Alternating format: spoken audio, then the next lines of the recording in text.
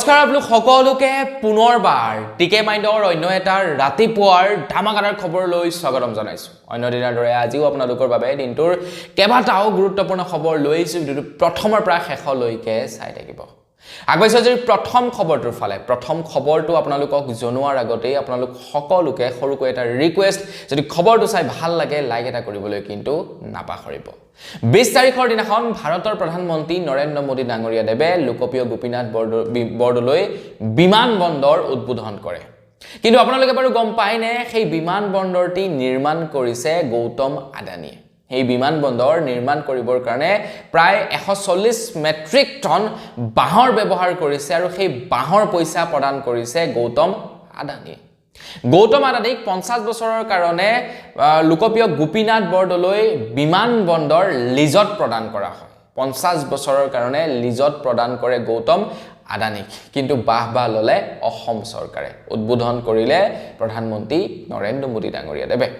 গৌতম আদানীৰ কথা কতোৱে উল্লেখ নাপালে। গৌতম আদানীয়ে যে সেই বিমান বন্দৰ নিৰ্মাণ কৰিছে, সেই বিমান বন্দৰ নিৰ্মাণ কৰিবৰ কাৰণে টকা খৰচা কৰিছে, সেই সম্পৰ্কে কতোৱে উল্লেখ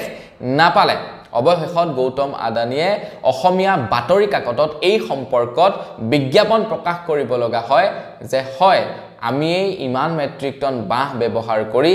ইমানখিনি যাত্ৰীৰ সুবিধা হোৱাকৈ লোকপ্ৰিয় গোপীনাথ বৰদলৈ বিমান বন্দৰ নিৰ্মাণ কৰিছিলো আৰু সেই লোকপ্ৰিয় গোপীনাথ বৰদলৈ বিমান বন্দৰ উদ্বোধন কৰিলে সেই প্ৰধানমন্ত্ৰী ডাঙৰীয়াই। গতিকে আমি প্ৰধানমন্ত্ৰী ডাঙৰীয়া দেৱক ধন্যবাদ জ্ঞাপন কৰিছো। মানে অসম চৰকাৰে এই সম্পৰ্কে কতোৱে উল্লেখ নকৰিলে যে সেই বিমান বন্দৰটি অসম চৰকাৰে নিৰ্মাণ কৰা নাই, গৌতম আদানীয়ে নিৰ্মাণ কৰিছিলে। আৰু সেইবাবে গৌতম আদানীয়ে তেখেতে নিজেই অসমীয়া বাতৰি কাকতত তেখেতে এডভাৰটাইজমেণ্ট দি প্ৰধানমন্ত্ৰী ডাঙৰীয়া দেৱক শুভেচ্ছা দিছে আৰু লগতে অসমৰ জনগণক জনাইছে যে এই বিমান বন্দৰটি অসম চৰকাৰে নিৰ্মাণ কৰা নাই, গৌতম আদানীয়েহে নিৰ্মাণ কৰিছে। আগবাইছো ইয়াৰ পাছৰ খবৰৰ ফালে। জুবিন দা নাইকিয়া হোৱাত আমাৰ অসমৰ জুবিন গাৰ্গৰ যিসকল নেকি বেণ্ডৰ পাৰ্টি আছিলে বা যিসকল লোকে নেকি বাদ্যযন্ত্ৰ বজাইছিলে তেওঁলোক খুবেই নিথৰ হৈ পৰিলে, তেওঁলোক অকলশৰীয়া হৈ পৰিলে। এতিয়া জুবিন দাৰ সৈতে বাদ্যযন্ত্ৰ বজোৱা যিসকল লোক আছিলে তেওঁলোকে সিদ্ধান্ত লৈছে, তেওঁলোকে এটা বেণ্ড যুগুত কৰিছে, তেওঁলোকে এটা বেণ্ড প্ৰস্তুত কৰিছে, যিটো বেণ্ডৰ তেওঁলোকে নাম ৰাখিছে যন্ত্ৰ। জুবিন দাৰ কালজয়ী সৃষ্টিক তেওঁলোকে সোঁৱৰণি জনাই তেওঁলোকে যন্ত্ৰ নামেৰে এটা বেণ্ড প্ৰস্তুত কৰিছে। জুবিন দাৰ যিসকল প্ৰাক্তন বাদ্যযন্ত্ৰকাৰী আছিলে, প্ৰাক্তন বাদ্যযন্ত্ৰকাৰীসকলে বা জুবিন গাৰ্গৰ সৈতে যিসকল বাদ্যযন্ত্ৰকাৰীয়ে বাদ্যযন্ত্ৰ বজাইছিলে সেইসকলে এটা যন্ত্ৰ নামেৰে বেণ্ড প্ৰস্তুত কৰিছে। কাৰণ আহি আছে মাঘৰ বিহু, বহাগৰ বিহু, তো তেওঁলোকৰ জুবিন দাৰ অবিহনে কাম তেনেই নাইকিয়া হৈ পৰিব। গতিকে তাৰ কাৰণে তেওঁলোকে এটা যন্ত্ৰ নামেৰে বেণ্ড প্ৰস্তুত কৰিছে। আগবাইছো ইয়াৰ পাছৰ খবৰৰ ফালে। 3 জানুৱাৰী তাৰিখৰ দিনাখন আছে জুবিন দাৰ মৃত্যুৰ শুনানি বা হত্যাকাণ্ডৰ শুনানি আছে 3 জানুৱাৰী তাৰিখৰ দিনাখন। SITয়ে প্ৰায় 12,000 পৃষ্ঠা জোৰা এটা চাৰ্জশ্বিট দাখিল কৰিছে। প্ৰায় 12,000 পৃষ্ঠা জোৰা চাৰ্জশ্বিট দাখিল কৰিছে। এতিয়া এজন উকিলে কেছটো খেলিব চৰকাৰৰ হৈ বা জুবিন দাৰ হৈ এজন উকিলে কেছটো খেলিব। যিসকল অভিজ্ঞ অধিবক্তা আছে তেওঁলোকে এই সম্পৰ্কত কৈছে যে জুবিন দাই ন্যায় পাবৰ কাৰণে দেৰি লাগিব। জুবিন দাই ন্যায় পাবৰ কাৰণে এই কাৰণেই দেৰি লাগিব কাৰণ SITয়ে যি 12,000 পৃষ্ঠা জোৰা চাৰ্জশ্বিট দাখিল কৰিছে সেই চাৰ্জশ্বিট পঢ়ি এজন অধিবক্তাই বা এজন উকিলে সেই চাৰ্জশ্বিটসমূহ সূক্ষ্মভাৱে পঢ়ি তো তাৰ ওপৰত কেছ খেলিবৰ কাৰণে বহু সময় লাগি যাব। 12,000 পৃষ্ঠা ধেমালি নহয়। আৰু এই কেছটো খেলিবৰ কাৰণে যিজন চৰকাৰী উকিলক নিযুক্তি দিয়া হৈছে বা যিজন চৰকাৰী উকিলে জুবিন দাৰ পক্ষত এই কেছটি খেলিব তেখেতৰ ওচৰত হেনো এটা সামান্য লেপটপো নাই। তেখেতে হাৰ্ড কপি বিচাৰিছে SITয়ে দাখিল কৰা চাৰ্জশ্বিটৰ আৰু গোটেই তেখেতে হাৰ্ড কপি পঢ়ি খুব কম দিনৰ ভিতৰতে জুবিন দাৰ কেছটোৰ সাপেক্ষে মাতি কোৰ্টত উকালতি কৰিবৰ কাৰণে তেখেতৰ অসুবিধা হ'ব বুলি জনাইছে অধিকাংশ এক্সপিৰিয়েন্স অধিবক্তা বা উকিলে। আৰু সেই কাৰণে তেওঁলোকে এতিয়া ভয় কৰিছে কেনেবাকৈ জুবিন দাই ন্যায় পোৱাত হয়তো পলম হ'বও পাৰে বা ন্যায় নাপাবও পাৰে বুলি আগবাইছো ইয়াৰ পাছৰ খবৰ ফালে ইয়াৰ পাছৰ খবৰটো ওলাই পৰিছে ৰেল যাত্ৰীসকলৰ বাবে 1 জানুৱাৰীৰ পৰা ৰেলৰ টিকটৰ প্ৰাইচটো বৃদ্ধি পাব বুলি খবৰ ওলাই পৰিছে যিসকলে সৰু সৰু যাত্ৰা কৰে তেওঁলোকৰ বৃদ্ধি নাপায় কিন্তু যিসকল লোকে নেকি দূৰলৈ যাত্ৰা কৰে অতি কমেও 225 কিলোমিটাৰ যাত্ৰা কৰে তেওঁলোকৰ প্ৰতি কিলোমিটাৰত 1 পইচাকৈ দাম বৃদ্ধি পাব বুলি খবৰ ওলাই পৰিছে এতিয়া আমি চাবলৈ গলে 1 পইচাহে বৃদ্ধি পাব প্ৰতি কিলোমিটাৰত বৰ বিশেষ দাম বৃদ্ধি নাপায় কিন্তু দৈনিক প্ৰায় বহু কোটি মানুহে ট্ৰেইনত যাত্ৰা কৰে গতিকে ইমানখিনি মানুহৰ পৰা যেতিয়া এটকাকে হলেও বেছি লাভ কৰিব তেতিয়া ভাবক আপোনালোকে কিমান টকা দৈনিক আমাৰ ভাৰত চৰকাৰৰ মুনাফাত আহি আছে আগেছিয়াৰ পাছৰ খবৰ পৰা এই বছৰৰ শেষৰ ফালে আকৌ এবাৰ অসমলৈ আহিব ভাৰতৰ গৃহমন্ত্ৰী অমিত শাহ ডাঙৰীয়া অসমৰ মুখ্যমন্ত্ৰী ডক্টৰ হিমন্ত বিশ্ব শৰ্মা দেৱে জনাইছে যে 29 ডিসেম্বৰত গৃহমন্ত্ৰী অমিত শাহ ডাঙৰীয়া আহিব অসমলৈ খবৰ অনুসৰি প্ৰথমে বতৰ দেৱা প্ৰকল্প উদ্বোধন কৰিব তাৰ পাছত আৰক্ষী আয়ুক্ত কাৰ্যালয় আৰু 5000 আসনযুক্ত জ্যোতি বিষ্ণু প্ৰেক্ষাগৃহ উদ্বোধন কৰিব বুলি জনাইছে 29 ডিসেম্বৰত পুনৰবাৰ গৃহমন্ত্ৰী অমিত শাহ ডাঙৰীয়া অসমলৈ আহিব আগবাইছিয়াৰ পাছৰ খবৰ ফালে ইয়াৰ পাছৰ খবৰটো ওলাই পৰিছে যোৰহাটৰ পৰা যোৰহাটৰ এটি ৰোডৰ আশে-পাশে এতিয়া অনা অসমীয়াই বৃহৎ বিল্ডিং গঢ়ি তুলিছে বিভিন্ন লোকে অভিযোগ উত্থাপিত কৰিছে যে অনা অসমীয়াই নিৰ্মাণ কৰা এই বৃহৎ অট্টালিকা সমূহত দুৰ্নীতি জড়িত হৈ আছে বুলি একাংশ লোকে অভিযোগ উত্থাপিত কৰিছে একাংশ লোকে কৈছে যে যোৰহাট পৌৰসভাত ব্যাপক দুৰ্নীতি হৈছে পৌৰসভাৰ বিষয়ববীয়া তথা একাংশ বিষয়াৰ বাবে চলি আছে দুৰ্নীতিৰ মুকলি বজাৰ চহৰখনৰ এটি ৰোডৰ দুয়োকাষে অনা অসমীয়া বনিয়াই অবৈধভাৱে নিৰ্মাণ কৰিছে বৃহৎ অট্টালিকা কিন্তু তাৰ পাছতো এতিয়া যোৰহাটৰ পৌৰসভাই কোনো একচন লোৱা নাই মাজে সময়ে বিভিন্ন দল সংগঠনে মেমৰেন্ডাম মানে দাখিল কৰে কিন্তু তাৰ পাছতো কোনো ধৰণৰ একচনেই লোৱা নাই যোৰহাটৰ পৌৰসভাৰ ফালৰ পৰা কেনেকৈ নলব ইমান দামী মানুহ ইমান ধনী মানুহ আগবাইছি ইয়াৰ পাছৰ খবৰ ফালে ইয়াৰ পাছৰ খবৰ ওলাই পৰিছে গৌৰৱ গগৈৰ ওপৰত কিছু দুষ্ট চক্ৰই ভুৱা বাতৰি প্ৰচাৰ কৰিছে তো গৌৰৱ গগৈয়ে প্ৰধানমন্ত্ৰী নৰেন্দ্ৰ মোদী ডাঙৰীয়া অসমলৈ অহাৰ ক্ষেত্ৰক লৈ তেখেতে এটা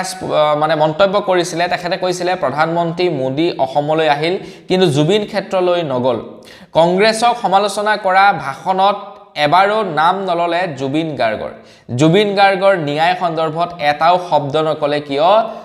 নৰেন্দ্ৰ মোদী ডাঙৰীয়া এই সম্পৰ্কত প্ৰশ্ন উত্থাপিত কৰিছিলে গৌৰৱ গগৈয়ে কিন্তু তাৰ বিপৰীতে কিছু লোকে ভুৱা বাতৰি প্ৰচাৰ কৰিছে যে শহীদ ক্ষেত্ৰ আমাৰ দলৰ নহয় বিজেপি দলৰ হয় 855 জন কোনো শহীদ নাছিল আমাৰ কংগ্ৰেছ দলৰ বিৰুদ্ধে প্ৰতিবাদ কৰা সন্ত্ৰাসবাদী আছিল গৌৰৱ গগৈ মানে কিছু লোকে গৌৰৱ গগৈয়ে এনে ধৰণৰ মন্তব্য কৰা বুলি ভুৱাকৈ প্ৰচাৰ কৰিছে এটা কোননো হ'ব হেয়া আৰু আপোনাৰ বিৰোধীৰে কোনোবা হ'ব লাগিব পলিটিক্সৰ লগত জড়িত কোনোবা মানুহ হ'ব লাগিব এতিয়া মই যেহেতু পলিটিক্সৰ লগত জড়িত নহয় মইতো আৰু গৌৰৱ গগৈৰ বিষয়ে বেয়াকৈ বা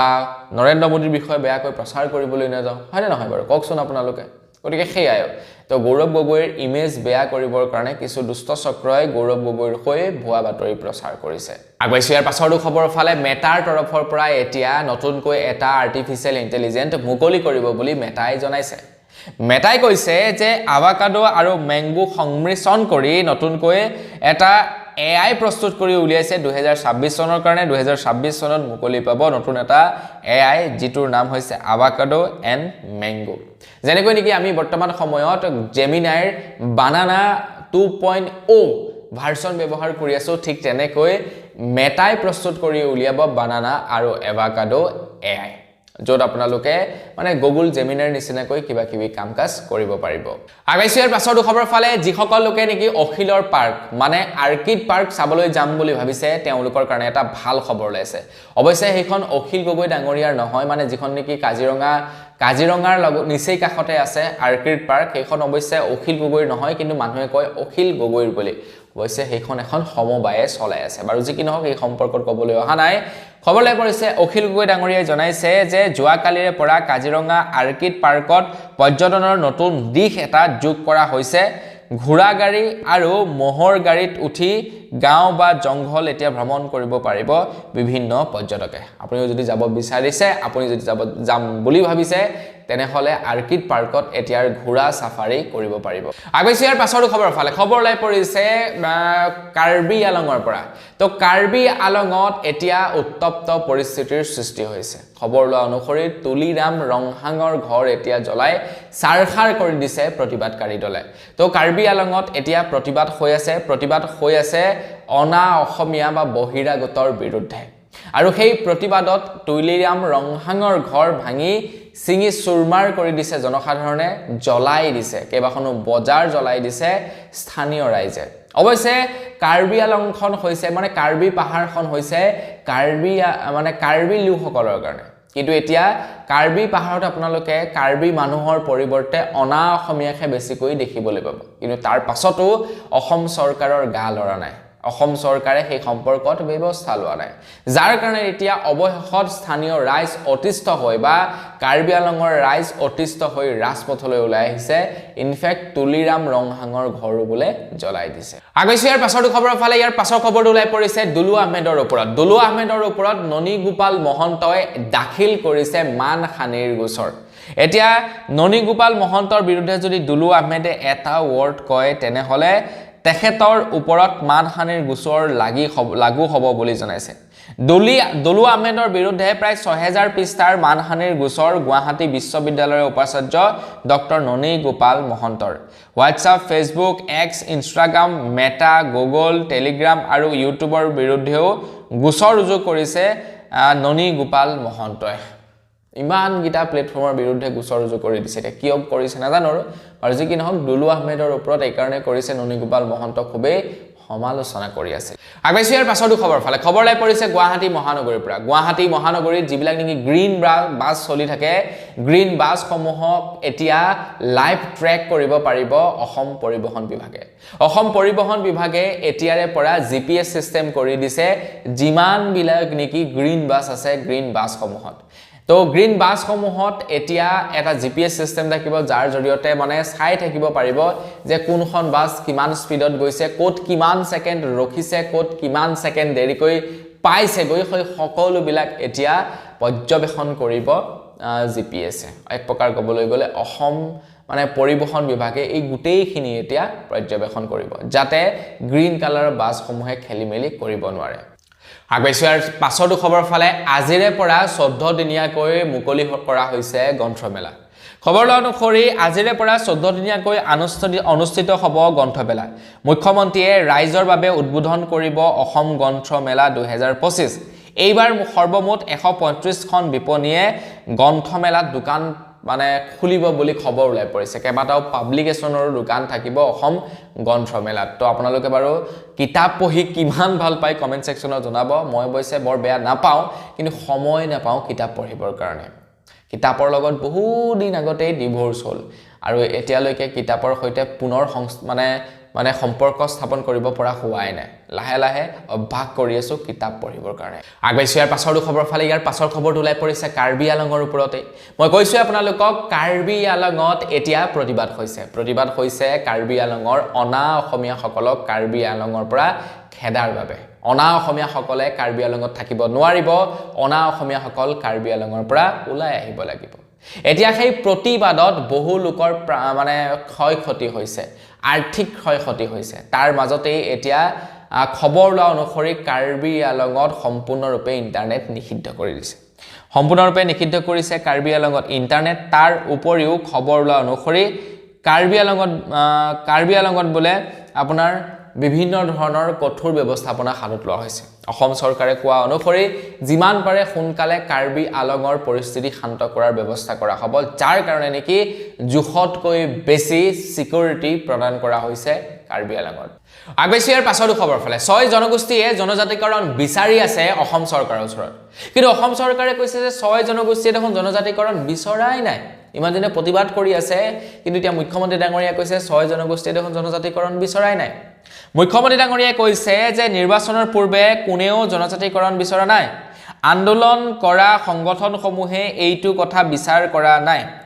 গতিকে যিসকল নেকি মানে বিদেশী আছে তেওঁলোকে সিদ্ধান্ত বিচাৰিছিল সিদ্ধান্ত মানে তেওঁলোকক কেনেকৈ সিদ্ধান্ত হ'ব যিসকল নেকি আপোনাৰ